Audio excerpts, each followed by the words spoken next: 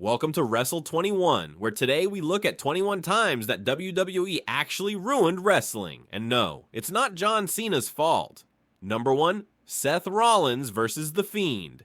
In 2019, Bray Wyatt's alter ego The Fiend captivated fans. The horror-themed character destroyed Finn Balor at SummerSlam before being fast-tracked into a title match against Universal Champion Seth Rollins at Hell in a Cell. The booking for this match was absolutely insane. First of all, Rollins was a babyface, and it was obvious from the start that the feud would turn fans against him. Secondly, while The Fiend was an unstoppable monster, it was definitely overkill to have Wyatt's persona survive 11 curb stomps. To top it off, Hell in a Cell matches are usually no disqualification, but the referee decided to end this match after Rollins hit The Fiend with a sledgehammer. It made no sense then, and it still makes no sense all these years later.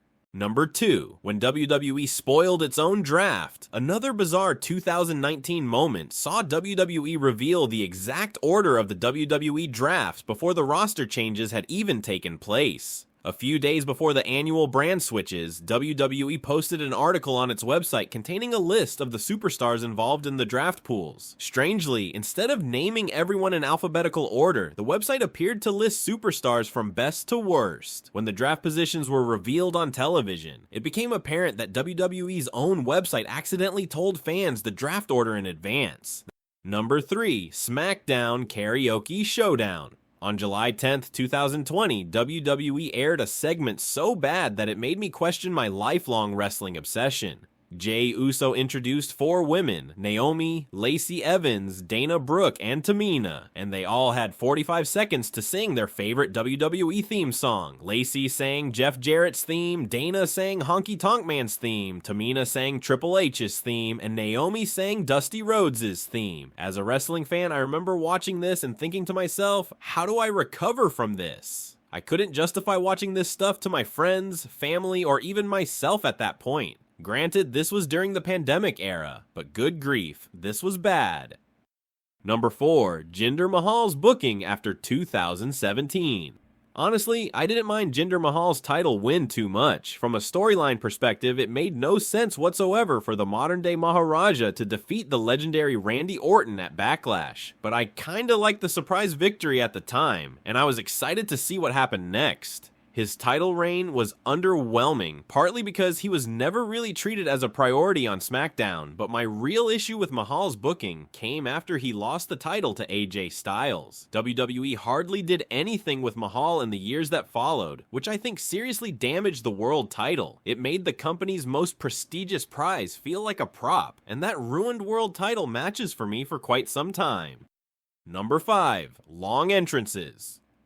The height of my fandom was probably around 2012 to 2016. Back then, The Undertaker was the only guy who consistently had a really long entrance. His slow walk to the ring is iconic, and he only appeared on television a handful of times per year, so no big problem. Nowadays, long entrances take up several hours of television time per month. Cody Rhodes, Jey Uso, Roman Reigns, Seth Rollins, the list goes on. We know what to expect with these entrances, yet we sit and watch them again and again. I don't know if you guys agree, but I skip through a lot of entrances because they're kind of boring at this point.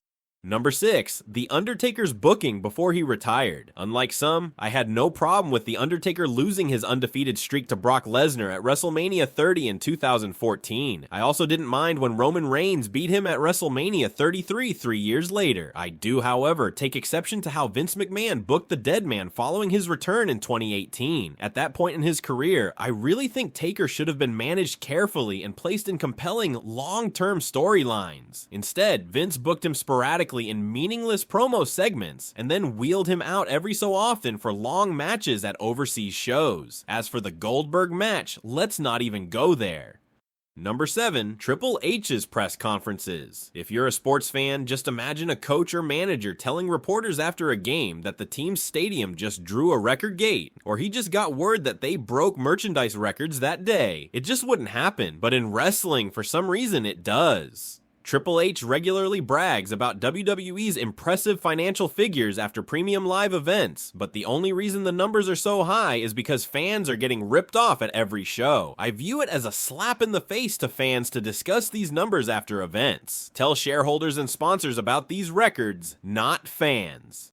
Number 8, the 2 out of 3 falls stipulation. In 2019, Vince McMahon's booking was all over the place. Months after promising in a weird Raw promo that he was going to start listening to fans, he came up with the absurd idea to ban wrestling during advert breaks. Vince decided to turn a lot of matches into 2 out of 3 falls matches. Even if the stipulation didn't make sense from a storyline point of view, he also began booking lots of really short matches. Not only did this affect fans in the arenas, but it also impacted the enjoyment of shows for viewers at home.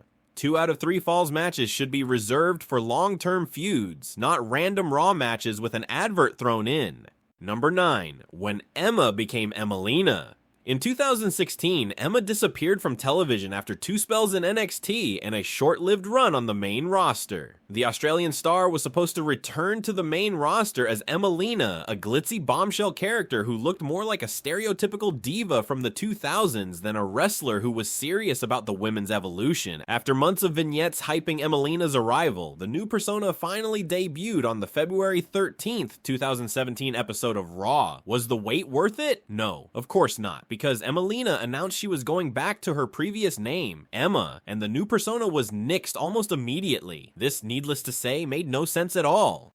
Number 10, Rusev's lack of push in 2018. By late 2017, Rusev was the most over guy on the roster. Rusev Day started off as a bit of a joke, but audiences gravitated toward it and began chanting for the Bulgarian Brute even when he wasn't on television. Fans even hijacked a Shane McMahon promo one time with Rusev Day chants, prompting Shane to say, "Duly noted." The former SmackDown commissioner was obviously a Rusev fan, but other higher-ups didn't seem to be. WWE failed to capitalize on Rusev's undeniable popularity, and his momentum dwindled throughout 2018. Rusev should have been a world champion during this run, but it wasn't to be. Number 11, The Rock's WrestleMania 41 absence. At Elimination Chamber 2025, The Rock's villainous final boss persona orchestrated John Cena's long-awaited heel turn. The moment was epic, but the weeks that followed were anything but. The Rock appeared to have formed an alliance with Cena and rapper Travis Scott. However, the Hollywood star failed to appear at WrestleMania 41, where the logical next step in the storyline would have seen him get involved in the main event between Cena and Cody Rhodes. The Rock didn't help matters by admitting on the Pat McAfee show that he only appeared at Elimination Chamber due to low ticket sales, and not because it made sense for the storyline. I'm sorry, but money-driven moments like this are ruining wrestling. Number 12, Big Show, Kurt Angle, and Tori Wilson. I'm going old school here. But back in 2004, I stopped watching wrestling as an 11-year-old after Big Show threw Kurt Angle off a balcony backstage while a terrified Tori Wilson looked on. In those days, I loved watching wrestling every week and never imagined myself no longer tuning in to SmackDown on Saturday mornings. However, this particular segment proved to be the final straw for my 11-year-old self. I thought the acting was terrible, so I decided to stop watching after that episode, and I didn't get interested in wrestling again for another 8 years. Number 13, Daniel Bryan's Royal Rumble omission. In 2014, Bray Wyatt defeated Daniel Bryan in a classic match at the Royal Rumble. Given Bryan's popularity, it seemed obvious that the leader of the Yes Movement would show up later in the night in the 30-man Royal Rumble match. But no, it didn't happen. Instead, Rey Mysterio, who is usually the ultimate babyface, received almighty boos when his music hit, and he emerged as the 30th entrant in the match. This all worked out in the end, with Bryan winning the world title at WrestleMania 30, but his omission from the Rumble and Batista's unpopular victory felt like the end of the world for wrestling fans at the time. Mick Foley even smashed his daughter's TV set in protest at the result, which tells you how bad things got.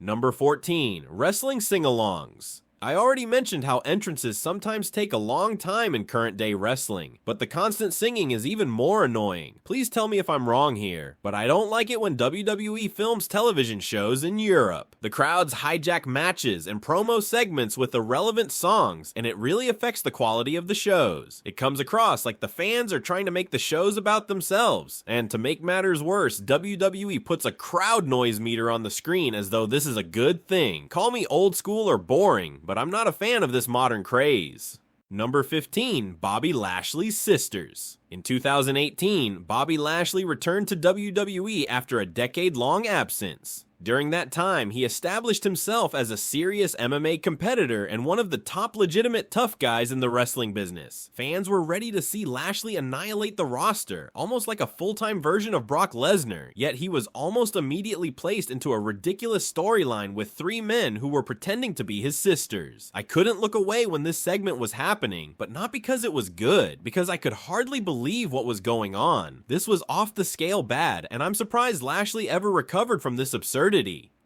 Number 16, Ronda Rousey's Royal Rumble win. In 2022, Ronda Rousey returned to WWE after almost 3 years, and she won the Women's Royal Rumble straight away. I don't blame Rousey here. It's not her fault she got instantly skyrocketed back to the top of the women's division, but let's be honest, WWE never marketed Rousey properly. She arrived as the baddest woman on the planet, but the company treated her like just another person on the roster. She should have been protected in the same way Logan Paul is, with the right material and with opponents chosen carefully. Rousey was thrown in at the deep end, she wasn't ready, and it showed. Number 17, the change to 2-night WrestleMania events. When the roster expanded in the mid-2010s, I was one of many people who thought WrestleMania should take place across 2 nights instead of 1. Now, however, I realize I was wrong. WrestleMania has become a money-making machine. It used to be the showcase of the Immortals, the grandest stage of them all, but now it's all about the cash. WrestleMania 41 hardly had any memorable moments, with both nights full of matches that wouldn't look out of place on a weekly Raw or SmackDown show.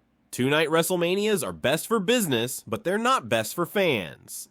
Number 18, face and heel turns must be logical. Remember in 2016 when Finn Balor got injured? Shortly after that moment, his SummerSlam opponent Seth Rollins became a good guy to fill the babyface void on Raw. I refuse to believe that was the plan all along. To me, Rollins' face turn was rushed and clearly fast-tracked due to Balor's absence. The same thing happened in 2018 when Roman Reigns announced his real-life leukemia diagnosis. 2 bad guys, Braun Strowman and Elias, turned face because Raw lacked good guys at the time. I obviously understand why this happens, but it does kind of ruin wrestling sometimes when someone's storyline arc suddenly changes just because another person is out. Number 19, what happened to the cool introductions? Raw and SmackDown intros used to be so cool. The opening video package would be fast-paced, with footage showing viewers what happened on last week's episode. Once the video ended, pyro would fire out of the stage area, while commentators hardly contained their excitement as they hyped up the show and cameras panned around arenas to show all the fan signs in the crowd. Now, well, we don't get that. We get an aerial view of the arena, followed by a boring narration of superstars walking through the backstage area. This comes across like a UFC-style introduction to me, and is significantly worse than the classic wrestling intros I grew up on. Number 20, Travis Scott. If WWE is going to include celebrities in wrestling storylines, at least make it make sense. Travis Scott walked through the crowd with Jey Uso on Raw's Netflix premiere on January 6th. 2 months later, the rapper suddenly found new friends in The Rock and John Cena. I get that WWE wants celebrities on the show to get more eyes on the product, but none of this adds up. Travis Scott supports a good guy, then he supports a bad guy, then he helps another bad guy. The next thing we know, he disappears from television, and we don't get any explanation as to why he does what he does. Sorry, but this stuff is annoying. Weekly television shows need storyline continuity, so please at least give us a motive behind people's actions. Otherwise, it comes across like another celebrity appearance for the sake of getting the internet talking. Number 21, Vince McMahon's treatment of NXT stars. In the mid-2010s, NXT was the hottest brand in wrestling. Triple H helped mold the future of the industry, with fans eager to see what NXT's top names would do on the main roster. Unfortunately, there was clearly a massive disconnect between Triple H and Vince McMahon's vision of what the future should look like. Triple H would build someone up, and Vince would knock them down. Off the top of my head, I think back to Sanity losing a 3-on-1 handicap match to The Miz, or Karrion Kross losing his Raw debut in 2 minutes against Jeff Hardy, or the time Vince put a cape on Adrian Neville and wanted to repackage him as a Mighty Mouse character. This was infuriating for fans, so I can't imagine how Triple H must have felt. Did any specific moments ruin wrestling for you? Let me know in the comments, and be sure to subscribe for more Wrestle 21 lists.